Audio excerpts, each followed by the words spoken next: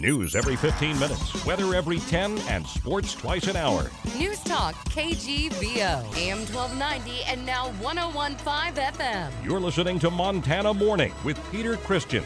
Livingston police use deadly force to stop a suspect with a knife. Good morning, everyone. It's Montana Morning, and Happy New Year, everyone. Before we get into the news, John King and I both want to say thank you for your patience while we took 2 weeks off toward the end of the year, the Christmas break and the New Year's break. And so now that's all over, and we're back in the saddle again. Thank you so much again for your patience. It is Monday, January 4th, 2016. Our newscast this morning sponsored by the Mustard Seed Asian Cafe, located in Southgate Mall. Right now we have 11 degrees under a cloudy sky, air quality rated good to moderate at this time. Our top story this morning, Livingston police officers used deadly force Saturday night to stop a knife-wielding man outside the Shopko store. Police Chief Dale Johnson said officers responded to Shopko at about 7:30 in response to a complaint that a man inside the store was making threats that someone was going to die. When officers arrived, they found the suspect outside the store threatening them with a knife. After deploying a taser on the suspect, he rushed at them. Livingston police officers were required to use deadly force because of the suspect's conduct, according to Johnson.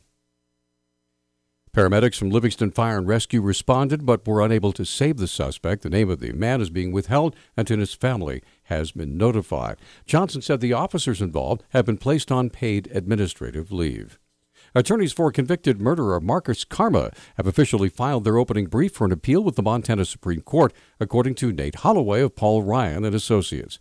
Holloway states there are 5 primary arguments as to why Karma's conviction in the murder of German exchange student Darren Dede should be overturned and a new trial granted. The jury should have been instructed that Marcus was protecting his occupied structure, and the jury should not have been instructed on other self-defense laws, and by doing so, it effectively pulled him out of his house. There's a lot of different arguments go into this assignment of error, but ultimately what it comes down to is we're arguing that Marcus didn't have a neutral venue in Missoula County due to pervasive and inflammatory media coverage. Holloway said the appeal process will go back and forth between the state and the defense before the Supreme Court eventually takes up the case. The Supreme Court has the option of giving us basically oral arguments on the issues. So I know we're really anxious to get this case before the Supreme Court, and we're hopeful for Marcus to be able to get a new trial. Karma was sentenced February 12th of last year to 70 years in the Montana State Prison with no possibility of parole for at least 20 years. Holloway says he hopes that all the motions associated with the appeal will be filed and completed and the decision handed down within the 2016 calendar year. Montana officials say law enforcement agencies and medical facilities are cooperating with a task force set up to examine untested rape kits. Attorney General Tim Fox's office says about a dozen agencies have responded to the Sexual Assault Evidence Task Force's request for information. The task force was set up after the state crime lab in Missoula was criticized for a long backlog of cases. Lee newspapers report state officials don't know how many rape kits have not yet been tested statewide. Frenchtown junior high and high schools will be opening this morning following that flooding that occurred on December 13th when a water main burst and sent thousands of gallons of water rushing down stairways and hallways. School Superintendent Randy Klein says workers continued on drying out the building and making repairs throughout the Christmas holiday break. However, one large hurdle remains. We don't have any drinking water. We have water for bathrooms and sinks. But we're working with the chlorination level on the water to make sure that it's safe for drinking. We have a water expert that's working with us.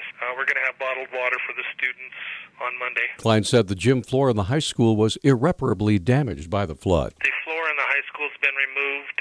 The bleachers have been removed. And so then it'll become a process where first we'll replace the floor and go through the process that's required in Montana, and we then will replace the lower bleachers this summer. Klein did not provide an estimate of what the new gym floor would cost, but a similar floor in Wolf Point is being replaced at a cost of just over $350,000. Former Montana Secretary of State Mike Cooney was appointed to fill the lieutenant governor spot last week, replacing Angela McLean, who resigned to take another state position. Cooney outlined his duties. We've got to responsibly deal with the state finances. We're going to keep a lid on taxes. We ought to make sure that there are some really good high-paying jobs in Montana. We got to make sure the rainy day fund is protected. Cooney had a unique way of describing the position of Lieutenant Governor. Lieutenant Governor is like the Swiss Army knife. It can do many, many things. And what those things are will, I think, come to light as I spend a little bit more time in the office. Certainly standing in for the governor when I need to, giving the governor advice when I feel my advice is warranted. Governor Steve Bullock has faced controversy in his choices of lieutenant governors, including John Walsh, who resigned as interim senator following a plagiarism scandal, and then McLean resigned as Bullock's re-election campaign was underway. The Mobile Vet Center is a 40-foot rolling office offering readjustment counseling from war zone and PTSD counseling to qualified veterans and their families.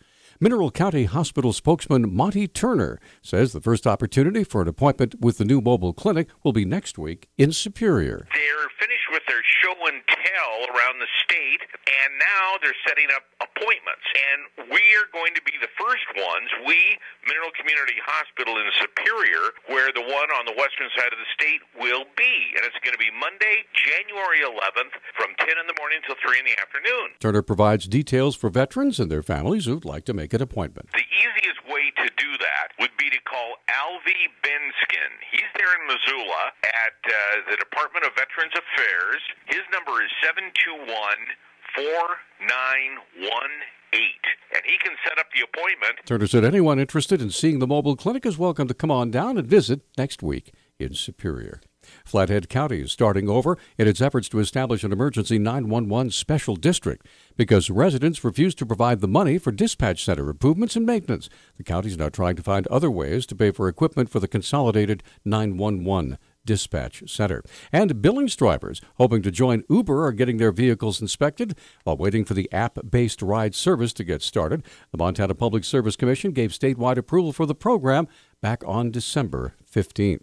Certified Inspector Harold Hoffman estimates 2 Midas shops in Billings have completed between 125 and 175 inspections. The Billings Gazette reports no launch date has been set for the service yet in Montana.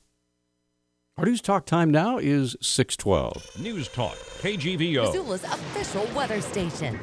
Low clouds and patchy freezing fog early today. Otherwise, mostly cloudy with our highs right around the 20-degree mark. Tonight, look for clouds with our lows dropping into the teens. Freezing fog and inversions stick around through Tuesday. I'm meteorologist Brooke Foster for KECI 13.